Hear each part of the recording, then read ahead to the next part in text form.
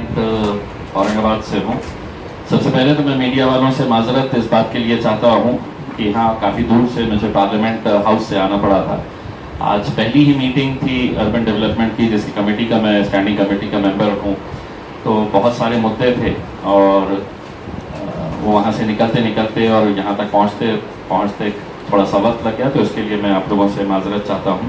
जो बातें हम मजलिस इत्तेहादुल मुस्लिमीन की तरफ से करना चाह रहे थे, वो तमाम बातों को हमारे दिल्ली के सदर जनाब कलीमुल्लाह साहब ने आप लोगों को बता दिया है। चूँकि ये प्रेस कॉन्फ्रेंस है, तो मैं चाहूँगा कि जितने भी हमारे लोग पार्टी ज्वाइन करने वाले हैं उनसे मैं बाद में मुखातिब होता हूँ। तो पहले जो सवाल आप लोगों के हैं, हम डायरेक्ट उसी से अगर शुरुआत करते हैं कि अगर प्रेस कॉन्फ्रेंस की जो रिवायत होती है, आप लोगों के सवाल लीजिएगा, मैं इंशाल्लाह उसके जवाब देने की कोशिश करूँगा। इम्तियाज़ साहब, मैं मनोज टंडन, चीफ रिपोर्टर अखबार मसरी। इम्तियाज़ साहब, मैं मनोज टंडन, चीफ रिपोर्टर अखबार मसरी। हाल फिलहाल में मजलिस को जो है पश्चिम बंगाल में नकार दिया गया है, तो ऐसे हालात में दिल्ली के अंदर आप क्या समझते हैं, कितनी सफलता वो पाएगी? बहुत अच्छा लगता है कि जब मीडिया वाले हमसे हमारी नाकामियों के बारे में सवाल करते हैं। जहां कामयाब होते हैं उसका जिक्र ही नहीं किया जाता है। हम बिहार में गए थे, बिहार में पहली मरतबा हमें नाकामयाबी मिली थी। उसके बाद जब हमने लगातार 5 साल मेहनत किए तो हम वहां पर 5 सीटें बिहार के अंदर जीते हैं। ये बात बिल्कुल सही है कि पश्चिम बंगाल के अंदर जितनी ताकत के साथ लड़ना चाहिए था, उतनी ताकत के साथ हम इसलिए नहीं वहाँ पे लड़ पाए थे कि ये पूरे इलेक्शन के दौर के अंदर अगर सबसे ज़्यादा कोई गैर जिम्मेदाराना तरीके से वहाँ पर इलेक्शन लड़े थे तो वो इज्जतमाब जनाब मोदी साहब थे, अमित शाह साहब थे और भारतीय जनता पार्टी थी, जिन्होंने पूरे देश को, पूरे मुल्क को ये कहा था कि तुम घर में जाकर बैठो, हम लॉकडाउन लगा रहे हैं। और वो खुद है तो लाखों की तादाद के अंदर लोगों को सड़कों के ऊपर उतार रहे थे। हमें बैरिस्टर असदुद्दीन अवैसी साहब का ये हुक्म मिला था जब ये इलेक्शन लड़ने का फैसला लिया गया था कि आप लोगों ने अपनी अपनी कॉन्स्टिट्यूंसी के अंदर जो गरीब लोग हैं, जो परेशान हाल है, जो लॉकडाउन की वजह से जिन्हें अनाज नहीं मिल रहा, खाने की तकलीफें हो रही है, बेड्स नहीं मिल रहे हैं, वेंटिलेटर्स नहीं मिल रहे हैं, ऑक्सीजन नहीं मिल रहे हैं, उन लोगों के ऊपर ध्यान दीजिएगा। तो हमारी जितनी भी टीम थी, जो अगर कोरोना नहीं होता तो हम पश्चिम बंगाल की गलियों के अंदर, हम सड़कों के ऊपर नजर आते थे। लेकिन मैं खुद, एक पार्टी के हमारे से 2 ही एमपी थे, एक असदुद्दीन अवैसी साहब और मैं खुद, जब असदुद्दीन अवैसी साहब ने मुझे ये कहा कि नहीं, आपकी पहली प्राथमिकता ये होनी चाहिए कि आप अपनी कॉन्स्टिट्यूंसी के अंदर लोगों की तकलीफों को आप सॉल्व करिएगा, अगर ये कोरोना अगर थोड़ा कम होता है तो आप बिल्कुल वहाँ पर आइएगा।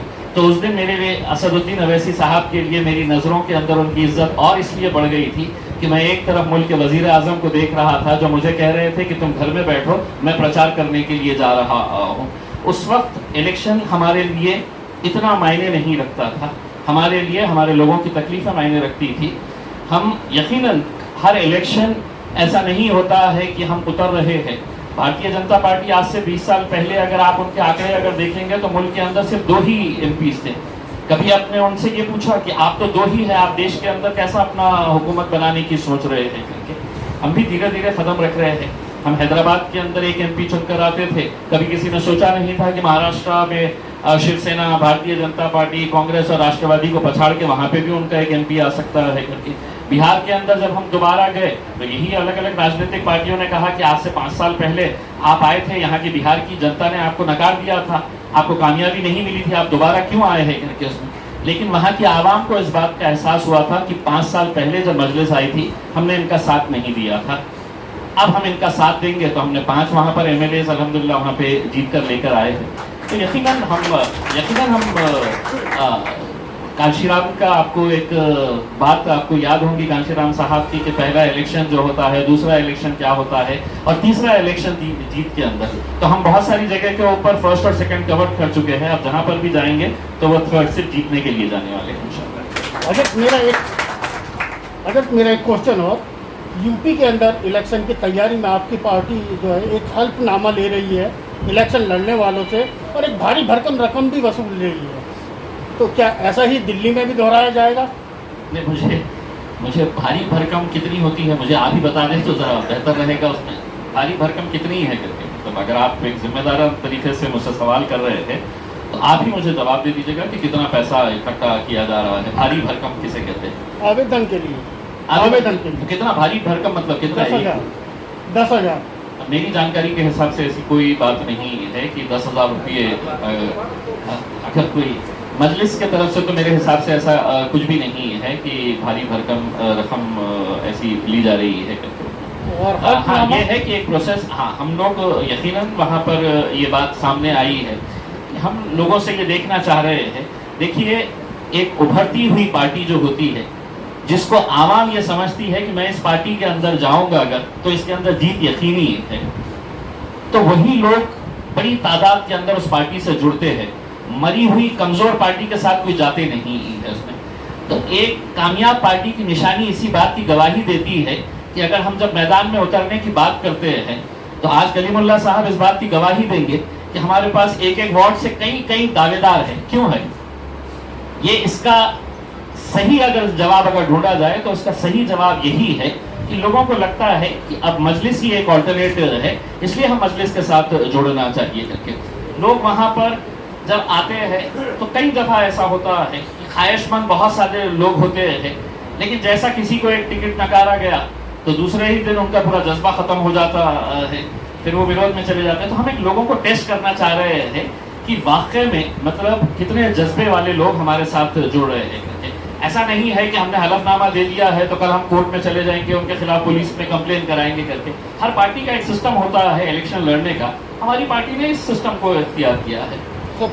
दिल्ली के लिए आपके पास क्या प्लान है? जो जिस इलेक्शन के बारे में आप बात कर रहे हैं एमसीडी का, क्या प्लान है? देखिए, प्लान अगर आप हमसे पूछेंगे तो हमने 5 साल पहले जब यहाँ पर असेंबली का इलेक्शन हुआ था, तो हमने असेंबली के इलेक्शन के अंदर हमने हिस्सा इसलिए नहीं लिया था कि हमको भी कहीं ये लगता था कि भारतीय जनता पार्टी के अलावा अगर आम आदमी पार्टी आ रही है तो आम आदमी पार्टी हमारे बारे में सोचेगी, हमारे मुद्दे और हमारे जो जितने भी मसले हैं उनको वो कहीं ना कहीं एक प्राथमिकता के तौर के ऊपर देगी। और आप ये बात मानेंगे, आम आदमी पार्टी खुद ये बात माननी चाहिए कि उनकी कामयाबी के अंदर दिल्ली के मुसलमानों का बहुत बड़ा हाथ था, दिल्ली के हमारे दलित भाइयों का बहुत बड़ा हाथ था उनकी कामयाबी के अंदर।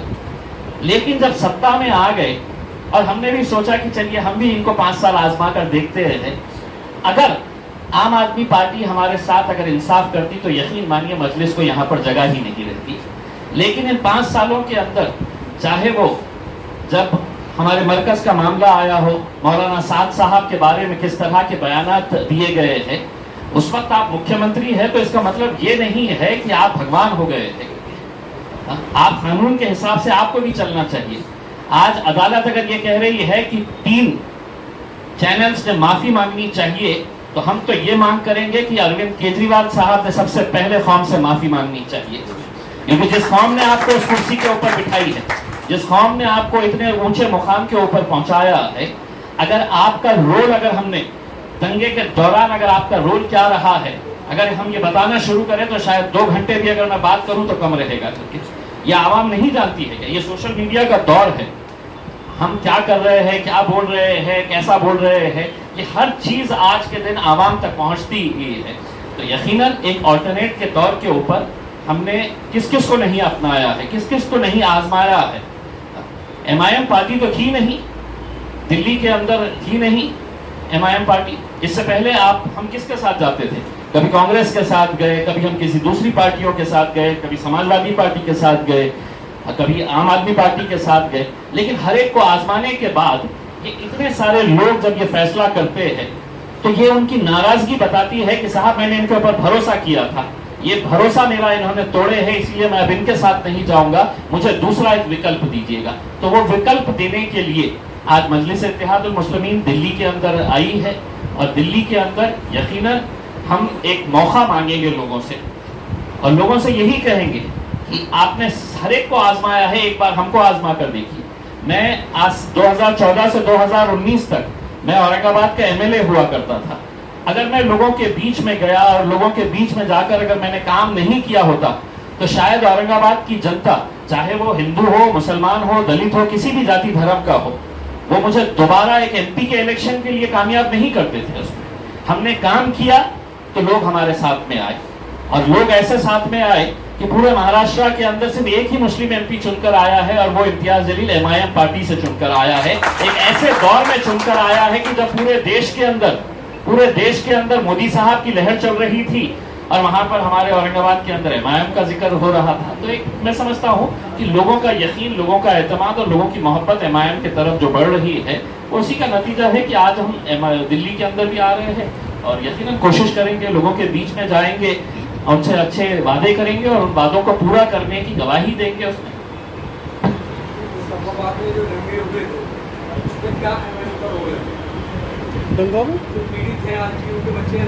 इतना तो कह सकते हैं कि एमआईएम का दंगा कराने में कोई रोल नहीं है उसमें। जी, उसके बारे में क्या यकीनन देखिए, हम लोगों ने दिल्ली के अंदर जितनी हमारी पार्टी को यहाँ पर बढ़ाने की बात थी, हमने कहीं ना कहीं हमने ये सोचा था कि धीरे धीरे ये हम बढ़ाएंगे करके। हमने अभी मेरे हिसाब से 2-3 महीने पहले ही हमने कलीमुल्लाह साहब को यहाँ का सदर बनाया है और हमने हमारी दिल्ली की टीम को सिर्फ एक ही बात करे है हमने कि हमारा लक्ष्य महज सिर्फ इलेक्शन लड़ना नहीं है। नहीं, मैं आपको बता रहा हूँ ना, हमने लोगों इनको साफ कहा है हमारी बॉडी को, और सिर्फ दिल्ली के अंदर नहीं कहा है, पूरे मुल्क में हम जहां पर भी जाते हैं कि हमारा लक्ष्य सिर्फ इलेक्शन नहीं होना चाहिए। हमारी पूरी कोशिश, हमारी पूरी मेहनत यही है कि जो भी लोग तकलीफ के अंदर है उनकी तकलीफों को दूर करिएगा, लोग खुद ब खुद आपके साथ जुड़ेंगे। ये जो सवाल है आपका कि एग्जैक्टली यहाँ पर क्या क्या किया गया है, ये मेरी दिल्ली की टीम सही तरीके से बता सकती है। हमने हमारी टीम्स को क्या क्या ताकीद किए हैं, क्या बताए हैं। हमारी मंशा यही है कि देखिए, सियासत के तौर के ऊपर अगर हमको सियासत ही अगर करना होता तो एमआईएम पार्टी किसी बड़ी राजनीतिक पार्टी के साथ गठबंधन करके कई राज्यों के अंदर हुकूमत करी होती।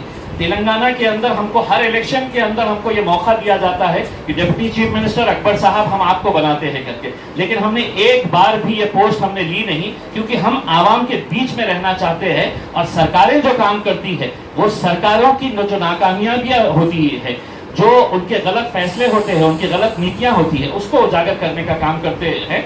आपने मुझे जो स्पेसिफिक मुद्दे के बारे में बताया है, देखिए, इस मुल्क की ये बड़ी अफसोसनाक बात है और ये हकीकी बात है कि इस मुल्क के अंदर जिस तरह से दंगे कराए जा रहे हैं, और दंगे कराने के बाद अगर हाईकोर्ट अगर ये कह रहा है कि जिस कौम के सबसे ज्यादा लोग जो मुतासिर हुए हैं, इसके अंदर नुकसान जिसका ज्यादा हुआ है, उन्हीं को अगर जेलों के अंदर बंद कर रहा है, ये सवाल आप मुझसे करने से पहले अगर मुझे खुशी होती कि अगर इसका जवाब आप अरविंद केजरीवाल साहब से ले लेते थे, मुल्क के वजीर आजम से आप ले लेते थे, तो मेरे हिसाब से हम तो अभी सियासी मैदान के अंदर उतरे भी नहीं है। हम बहुत छोटी सी पार्टी है यहाँ पर, उसको हम बढ़ाने की कोशिश कर रहे थे, लेकिन कई सवालों के जवाब जिनसे मांगना चाहिए उनसे नहीं मांगे जाते हैं। हर चीज का इलाज ये समझा जाता है कि मजलिस ही के पास इलाज है और मजलिस में ही करना चाहिए। दंगों के अंदर जितने भी पीड़ित हैं, हम आगे चुनाव लड़े नहीं लड़े ये एक अलग बात है, लेकिन आज भी हम ये कह रहे हैं, हमारी पूरी टीम, हमारे पूरे जिम्मेदारों को, कि जो भी लोग इससे मुतासिर हुए हैं, जिनका नुकसान हुआ है, उनको किस तरह से राहत पहुंचाई जा सकती है, उनके घर वालों के हौसले कैसे बुलंद किए जा सकते हैं। हम कहीं पर भी दंगे करने वालों का हम साथ नहीं दे रहे, चाहे वो किसी भी जात, किसी भी धर्म, किसी भी मजहब और किसी भी पार्टी का हो, चाहे वो हमारी ही पार्टी का क्यों ना हो। हम कतई इस बात के लिए कभी भी समर्थन नहीं करेंगे। ये मुल्क की खूबसूरती है कि इस मुल्क के अंदर तमाम हिंदू, मुस्लिम, सिख, ईसाई, दलित हम सब साथ में मिलकर रहते हैं, लेकिन जानबूझकर जो दंगे कराए जा रहे हैं और दंगे कराने के बाद जो एजेंसीज का इस्तेमाल किया जा रहा है कि सिर्फ आपको निशाना बनाया जाए, तो कहीं ना कहीं इसके लिए आवाज उठाने की जरूरत है और वो आवाज हम उठाने के लिए यहाँ पर आए हैं। लेकिन मैं दिल्ली के दंगों के ताल्लुक से बता दूं कि जितनी मदद हम लोगों ने की, खासतौर से हैदराबाद से अलग से पूरा एक दंगा चल रहा था, तब भी पूरा दवाइयों से लेके सारी किट और पूरी मदद, और कुछ मदद ऐसी है जो हम आपको और भी नहीं बताना चाहते, क्योंकि वो लोग मजरूह होंगे जिनकी हमने मदद की है। इस वक्त भी कम से कम हम 50 लोगों के ऐसे टच में हैं जो जेलों में बंद हैं, बेकसूर हैं, उनकी मदद हम वकीलों की फीस देके कर रहे हैं। कुछ हम पर्सनल कैपेसिटी में कर रहे हैं, कुछ हम मजलिस के प्लेटफॉर्म पे कर रहे हैं। क्योंकि साथी साहब अभी आए हैं, मैं उनसे जिक्र नहीं कर पाया, सीधा यही लिया है, तो इसलिए मैंने ये बीच में जवाब दिया। अब नेक्स्ट सवाल, एक सवाल और बेहतर ये रहेगा दिल्ली से ताल्लुक से करेंगे सवाल। इलेक्शन के ताल्लुक से सर सवाल ये था कि 2022 में कितनी सीटों पर लड़ेंगे और क्या संभावित पार्टनर्स कौन कौन होंगे, अलायंस किस तरह का होगा? देखिए, अलायंस का फैसला जो है वो हमारी पार्टी के सदर बैरिस्टर असदुद्दीन अवैसी साहब लेंगे, और कितनी सीटें लड़ेंगे वो हमारी दिल्ली यूनिट के ऊपर हम छोड़ेंगे, क्योंकि मेहनत तो यही लोग करने वाले हैं, नतीजे इन्हीं को लेकर आना है, कामयाबी जब मिलेंगी तो इन्हीं के पीठ हम थपथपाने वाले हैं। हम तो यहाँ पर इनकी रिपोर्ट के हिसाब से कहाँ कहाँ पर इलेक्शन लड़ना है, इसकी बात है तो हम पूरी तरह से जब पार्टी मुतमईन हो जाएगी तो वो नंबर्स के ऊपर हम पहुँचेंगे। लेकिन एक ये है कि जो जज्बा रखने वाले लोग हैं, जो खिदमत करने वाले लोग हैं, उनको तरजीह दी जाएगी कि ऐसा नहीं है कि मैं चुनकर आ गया हूँ और चुनकर आकर मैं बैठ गया हूँ और सिर्फ बाकी सिर्फ पैसा कमाने का काम करने का है, अब चुनकर आ गए हैं तो ऐसे इस तरह के कैंडिडेट्स को हम कतई एंटरटेन नहीं करेंगे। दो हो लेकिन ईमानदार हो, अच्छे हो, जज्बा रखने वाले हो, हम ऐसे लोगों को तरजीह देंगे। सर कोई भी ऐसे माइक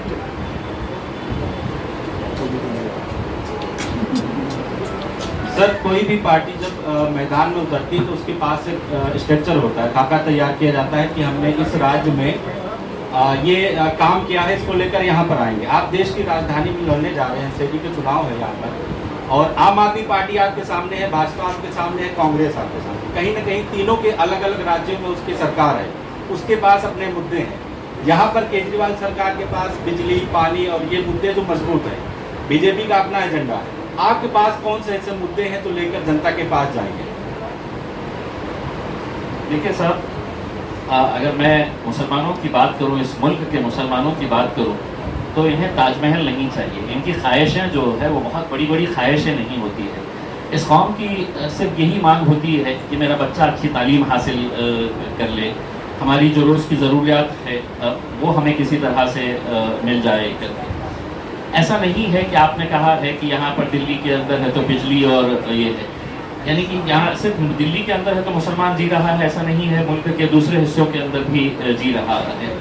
अगर हमारे पास कोई एक मिशन नहीं रहा, हमारे पास आज के दिन सबसे ज़्यादा लोगों के अंदर, ख़ास तौर से मैं मुसलमानों के और दलितों के बारे में ये कहना चाहूँगा कि एक तरह का जो डिप्रेशन का एक माहौल आ गया है कि हम जब देख रहे हैं कि हमारी आंखों के सामने नौजवानों का कत्ल किया जा रहा है, मॉब लिंचिंग हो रही है, और इसके बारे में कोई जिक्र नहीं करने वाला है, कोई बोलने वाला नहीं है। हमने देखा है कि इलेक्शन के वक्त में अक्सर लोग ये कहते हैं कि नहीं मैं तो सेक्युलर पार्टी के साथ जाने वाला हूँ, इलेक्शन के हद तक ये इनको बहुत अपना सर के ऊपर उठाते हैं। लेकिन 5 साल जब आपको इनकी जरूरत होती है, जब कहीं दंगे होते हैं, जब मॉब लिंचिंग होती है, जब नाइंसाफियां होती है, तब ये लोग खामोश बैठ जाते हैं और पूरी कौम ये उम्मीद करती है कि नहीं असदुद्दीन अवैसी ने क्या बोले हैं, असदुद्दीन अवैसी ने बोलना चाहिए इस मुद्दे के ऊपर। तो यानी कि अब लोगों को भी ये बात समझ में आ रही है कि साहब हमारी ज़रूरत जो है, हमारी सेफ्टी, हमारी सिक्योरिटी, और हमें जो एजेंसीज के जरिए जो सरकारें हैं, चाहे वो राज्य सरकार हो, केंद्र सरकार हो, जो एजेंसीज का गलत इस्तेमाल करके हम लोगों को एक निशाना बना रही है, टारगेट कर रही है, और सिर्फ एक आम लोगों की बात नहीं कर रहा हूँ साहब। जब हमने यहाँ पर देखे हैं तबलीगी जमात के जो इतने बड़े हमारे ओहदे के ऊपर बैठे हुए, उन लोगों को निशाना बनाया गया, उस वक्त किसी ने ये उनकी हक में बात नहीं की है।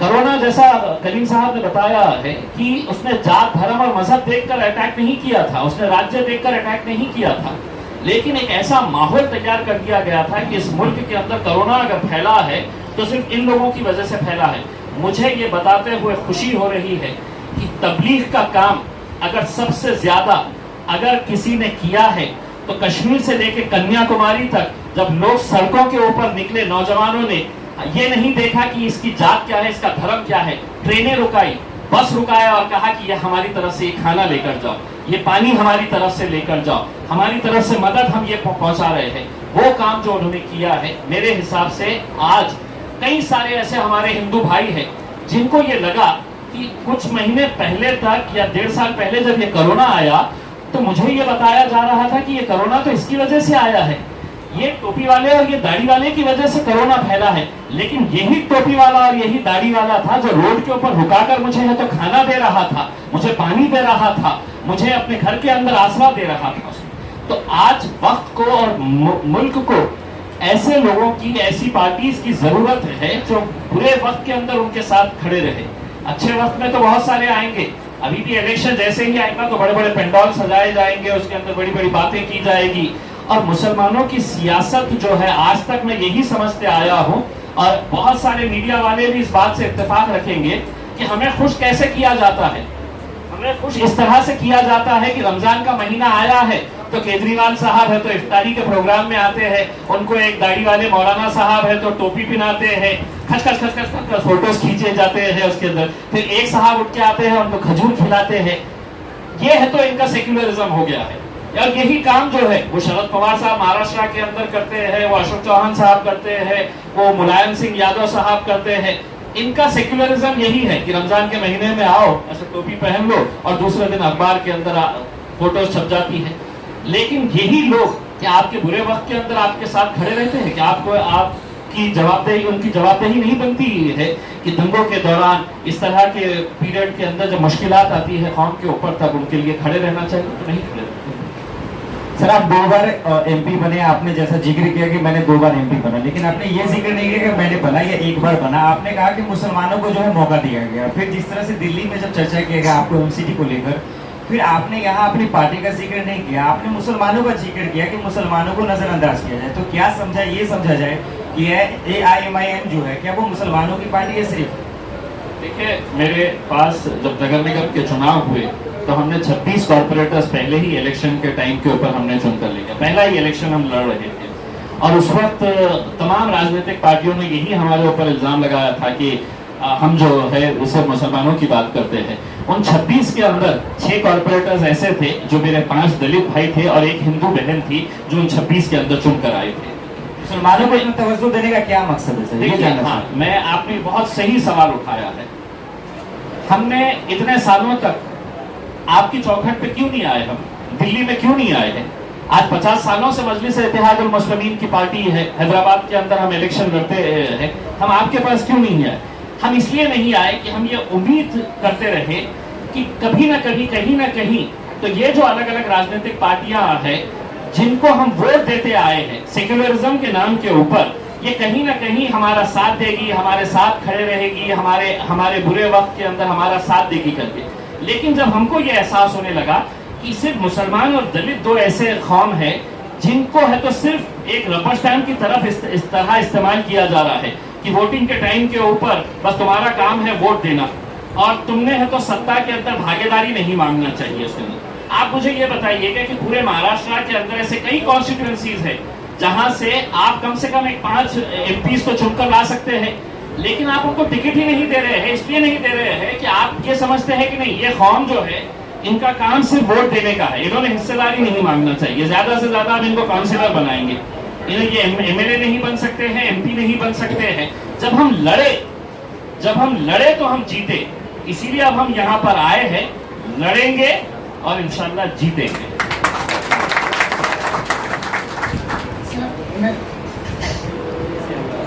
सर, मेरा सवाल ये है कि इतनी देर से आपसे दिल्ली के इलेक्शन में जो आपके पास क्या प्लान होगा उसको लेकर जितने सवाल पूछे जा रहे हैं, आप वहाँ सिर्फ 2 बातों पर ज़्यादा फोकस कर रहे हैं, एक तबलीगी जमात का मुद्दा और एक दंगा का।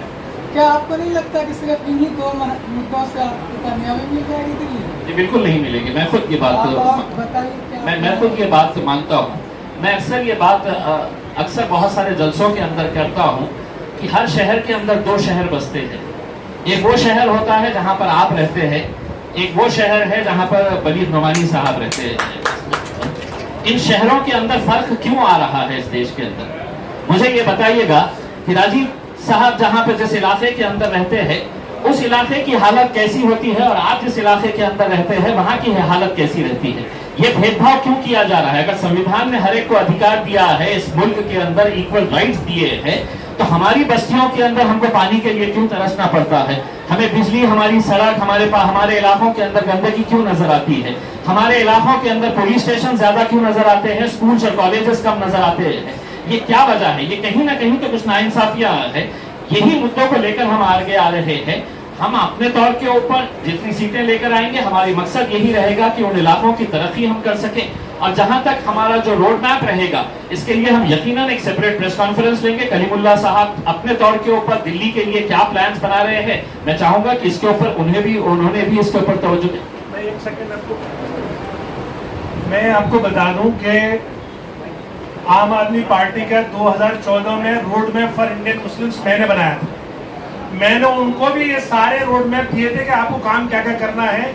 उसके बाद 23 फरवरी 2019 को इसी हॉल में, इसी स्टेज पे मुख्यमंत्री को बुला के और फिर उसके 2 महीने बाद उप मुख्यमंत्री को बुला के दिल्ली का मैंने प्लान दिया था। और मैंने उनको क्या प्लान दिया था कि जिस तरह से मजलिस हैदराबाद में काम कर रही है और जिस काम की आप अपनी पीठ ठोकते हो, यानी कि तालीम की, आप वो वाला मॉडल यहाँ लाइए। वो मॉडल ये है कि जिस तरह से उन्होंने 250 स्कूल गरीबों के लिए फ्री रहना, फ्री खाना, फ्री पढ़ने के एतबार से किराए की बिल्डिंग में लेके बनाए हैं, आप दिल्ली में बनाइए। तो उन्होंने, मुख्यमंत्री ने, उप मुख्यमंत्री ने हाँ की। मैं आपको वीडियो भी रिलीज करूंगा उसकी। और हाँ करने के बाद वो दिल्ली वक्फ बोर्ड के चेयरमैन यहाँ मौजूद थे अमानतुल्लाह खान साहब, उनसे कहा कि आप कमेटी बनाइए। उन्होंने एक दिल्ली एजुकेशन कमेटी बनाई, उसका मैं सेक्रेटरी हूँ आज भी उस कमेटी का कन्वीनर मैं ही हूँ। मैंने उस मीटिंग में बुला करके जिस 250 स्कूल के लिए पायलट प्रोजेक्ट के तौर पे 17 स्कूलों को हमने फाइनल किया। अगर आप सबने देखा होगा कि उसका एडवर्टाइजमेंट आया अखबार में कि हमें किराए की बिल्डिंग चाहिए, हमने 600 टीचर के इंटरव्यू लिए जिनको फाइनल किया। 6000 में से 600 को फाइनल किया, 17 प्रिंसिपल को फाइनल किया, एक डिप्टी डायरेक्टर अपॉइंट किया जो दुबई से बुलाया लेडी को, डॉक्टर हलीमा सादिया को, उनको अपॉइंट किया और वो काम बीच में रोक दिया गया। मैं बताना सिर्फ ये चाह रहा हूँ कि मेरे सियासत में आने का वजह ही सिर्फ यही है कि ये जो झूठे वादे करते हैं, अब हम जो करेंगे, हम आपको बता रहे हैं। सबसे पहले तो हमारा मुद्दा ये होगा कि इस सरकार से जो इसने वादे करे हैं हमसे कि हम गरीबों के इलाके में स्कूल बनाएंगे, और वो क्यों बनाएंगे, मैंने उनको कहा था कि जितने आपकी स्कीम है एजुकेशन की वो सब मौजूदा स्कूलों में है, और मौजूदा स्कूल अनथराइज कॉलोनी में है नहीं। अनथराइज कॉलोनी में अगर है भी स्कूल तो जहाँ 50 होने चाहिए वहाँ 1 है या 2 है। तो जब आपकी स्कीम उसका उन्हें फायदा नहीं पहुंच रहा है तो आप इसको तब्दील करिए। तो उन्होंने मुझसे पूछा कैसे तब्दील करें, मैंने कहा आप किराए की बिल्डिंग लीजिए, क्योंकि अनथराइज कॉलोनी में आपके पास जगह भी नहीं है। और किराए की बिल्डिंग लेके कम से कम क्लास 8वीं तक आप बच्चों को तालीम दीजिए। वहाँ के बच्चों को जो अनथराइज कॉलोनी में रहता है, मुस्तफाबाद में रहता है, सीलमपुर में रहता है, इवन ओखला में, जो गरीब बच्चा है उसको जो सीबीएसई एजुकेशन नहीं मिल रही है, वो तो ऐसी छोटे मोटे स्कूल में पढ़ता है, उसमें भी उसको फीस देनी पड़ती है, बाज़ औक़ात वो फीस भी नहीं दे पाता। तब मैंने उनसे कहा कि आप ये स्कीम लाइए, उन्होंने वादा किया। तो एक तो प्रोजेक्ट हमारा ये, दूसरा प्रोजेक्ट मैंने उनसे कहा ये जो आपकी मोहल्ला क्लिनिक है, इसके साथ भी वही हो रहा है कि आपके उन इलाकों में तो मोहल्ला क्लिनिक कामयाब है जहां आपके ठेकेदार मौजूद है और वो जगह दे देते हैं और आपकी साइड काट हो जाती है। लेकिन जहां अनथराइज्ड एरिया है, जहां जहां जो हमारे ऐसे गरीब इलाके हैं जहां दलित और मुसलमानों की बस्तियां हैं, वहां पे नहीं है। आप मुस्तफाबाद का स्कूल भी जाके देखिए, मुस्तफाबाद की मोहल्ला क्लिनिक्स भी आप जाके देख लीजिए क्या हाल है। तो दो तो बेसिक चीजें, सेहत और तालीम। उसके अलावा जो एमसीडी में जो चुनाव में जाएंगे तो किस तरह से नजरअंदाज किया जा रहा है। आपका ओखला जो हिंदुस्तान में मेरे ख्याल से सबसे ज्यादा पढ़े लिखों की आबादी है, यहाँ भी गंदगी का रिकॉर्ड है। तो ये एमसीडी का काम है। तो जो एमसीडी के बेसिक काम है कि वो सफाई हो, सेहत के एतबार से, खासतौर से जब डेंगू फैलता है तो सबसे ज्यादा मुस्लिम इलाकों में फैलता है। तो ये जो नजरअंदाज करती है ये पार्टियां, और इन पार्टियों तक हमारी आवाज ही नहीं पहुंचती। तो इसलिए जब हम चुन कर आएंगे और ऐवानों में जाएंगे तब हम इनको मजबूर करेंगे। और देखिए 2-3 महीने में ही हम जो मुस्लिम खासतौर से अक़लियत से रिलेटेड जितने इदारे हैं उनकी जो पोल खोल रहे हैं। अभी हमने दिल्ली उर्दू अकेडमी के बारे में बताया कि क्या क्या 2 साल का बजट नहीं दिया गया, 27 वैकेंसियां खाली है, उन्होंने नहीं भरी। वहाँ पे 2 साल से उर्दू के प्रोग्राम नहीं हो रहे हैं। जो ऑटो ड्राइवर्स और मजदूरों का ख्याल है, आपको उनका शोरा का ख्याल क्यों नहीं है? बहुत सारे शोरा हजरात हमारे ऐसे हैं जो सिर्फ उर्दू के प्रोग्राम पे और मुशायरों पे डिपेंड है। तो इस तरह के पूरी लंबी फहरिस्त है। मैं चूंकि दिल्ली की जिम्मेदारी मुझे दी है और मैं इम्तियाज जलील साहब से कि अंडर में बैरिस्टर साहब की हिदायत लेके इंशाल्लाह आपके बीच में आऊंगा। बिल्कुल परवाह मत करिए। मुद्दे तो इतने हैं, इतने मुद्दे हैं कि 10 केजरीवाल आएंगे तब जाकर पूरा कर पाएंगे उनको। ऐसा कुछ नहीं है, ये तो कोई बताने वाला नहीं आया। हम हमेशा बेवकूफ बनते रहे। जब मैं पहली बार मिलने गया था अरविंद केजरीवाल से, तो अरविंद केजरीवाल साहब ने एक बात कही थी मुझसे कि भाई मुसलमान बातें बहुत करता है, लिख के नहीं लाता कुछ भी, मुझे पता ही नहीं है कुछ भी। मैंने कहा आप बेफिक्र रहिए, मैं लाऊंगा लिख के। मैं लिख कर लेकर आया। 2014 में गालिब इंस्टीट्यूट में कुरान के साथ उनको वो रोड मैप मैंने पेश किया है, कुरान शरीफ के साथ। उन्होंने बाकायदा वही टोपी लगाई हुई थी बड़ी वाली, वो भी फोटो मेरे पास है। तो वो बड़ी वाली फर वाली सवाल क्या है, देखिए ये लोग जो हमें बेवकूफ बना रहे हैं, आप बिल्कुल परवाह मत करिए, हमारे पास रास्ता है। देखिए मुद्दे हैं, मुद्दों को हल करने का तरीका है, और उससे ऊपर हमारे पास प्लेटफॉर्म है मजलिस, और उससे भी बड़ी बात हमारे पास लीडरशिप, एक ऐसी लीडरशिप है जो ऐवानों में खड़े होकर दहाड़ती है तो पूरी दुनिया उसकी दीवानी हो जाती है। मेरे पास जब दलित भाई मेरे आए, एक दलित भाई हमारे वहाँ बैठे हुए जो राष्ट्रीय अध्यक्ष, जो वाल्मीकि सभा के राष्ट्रीय अध्यक्ष हैं, देवेंद्र जी किधर बैठे सर, जरा आपको भी स्टेज को बुला लीजिए आपको। जब मैंने इनसे बात की, मैंने कहा देखिए साहब, आप हमारी पार्टी को क्यों ज्वाइन करना चाहते हैं? इनके 16 संगठनों से मेरी बात हुई, 16 संगठनों ने हमें हाँ की। उसके बाद ये बोले 27 जुलाई को हमारे 40 संगठन की मीटिंग है। हमने कहा आप क्यों सपोर्ट करते हैं एमआईएम, क्या वजह है आपके एमआईएम को सपोर्ट करने? यही बात मेरे दोस्त राजीव रियाज से थी कि आपकी क्या वजह जो एमआईएम को सपोर्ट करना चाहते हैं? तो उन्होंने कहा साहब एक ही वजह है, वो वजह ये है कि बाबा साहब को जो असल इज्जत बैरिस्टर असदुद्दीन ओवैसी साहब ने दी है वो किसी नेता ने, जितने अच्छे अंदाज में बैरिस्टर असदुद्दीन ओवैसी को उन्होंने पार्लियामेंट में और जनमानस में खासतौर से उन मनोवादियों के आंख में आंख डाल के जो एहसास कराया है कि देखिए हिंदुस्तान की रूह, इसकी जमहूरियत, और जमहूरियत की जान इसका संविधान, और संविधान का निर्माता बाबा साहब। तो बाबा साहब के अगर तुम नहीं होगे, तुम किसके हो? तुम इसका मतलब हमेशा छलावा करते चले आए हो, तो उनमें इस्तराब है, बेचैनी है। लिहाजा अब ये प्रयोग, जब मैं इनसे मिला देवेंद्र जी से और राजीव जी से, मुझे तब हौसला आया, और मैंने अपने सीनियर लीडर जज साहब से रिक्वेस्ट की कि चाहे आप 1 घंटे के लिए आ जाइए, आप प्रेस कॉन्फ्रेंस कर दीजिए, ताकि मैं ये मैसेज दे दूं लोगों को कि अब दिल्ली का दलित और मुसलमान एक हो चुका है, और तीन कम्युनिटी मुस्लिम, दलित और सरदार, ये मिलकर 45 से 50% बनते हैं। दिल्ली में इनके बिना कोई राज नहीं कर सकता, इनके बिना कोई सरकार नहीं बन सकती। सिर्फ इसमें जरूरत इस बात की है, खासतौर से आप लोग चश्मा बदल लीजिए, हकीकत का चश्मे पे आ जाइए। ये जो तथाकथित सेकुलर पार्टी है, ये आप हम पे बार-बार इल्जाम लगाती हैं। हमारे चुनाव लड़ने में तो फंड पूछा जाता है। अभी एक साहब बहुत बड़े वाले वो सेकुलर बनते हैं अपने आप को, वो कह रहे हैं साहब आम आदमी एमआईएम उत्तर प्रदेश में 100 सीटें लड़ेगी, इसका फंड कहाँ से आएगा? कभी किसी और पार्टी से पूछा उन्होंने इसका फंड कहाँ से आएगा? तो ये सवाल झेलने के लिए हम तैयार हैं, हमें जिम्मेदारी दी है, हम खूब सोच समझ कर ये मैदान में आए। खासतौर से मैं अपनी 20 साल की जो समाजी खिदमत को कुर्बानी करके सियासत के मैदान में आया हूँ। मुझे लोगों ने बहुत डराया कि साहब ये सियासत का मैदान बड़ा गंदा होता है, इसमें तो बड़ा जबरदस्त वाला आदमी चाहिए होता है, मार धाड़ वाला चाहिए होता है, यहाँ शरीफों का कोई गुंजाइश नहीं। मैंने कहा ऐसा गलत फहमी है आपकी, शराफत हमेशा से ऊपर रही है। अगर आपके दिल में जज्बा है और मोहब्बत है और जानते हैं काम करना, तो इंशाल्लाह काम होगा। और मैं आपको यकीन दिला रहा हूँ, ये सब लोगों की लीडरशिप में, आपकी लीडरशिप में, बैरिस्टर साहब की लीडरशिप में इंशाल्लाह दिल्ली के हालात बदलेंगे। और आप सब लोग नोट कर लीजिए, आप लोग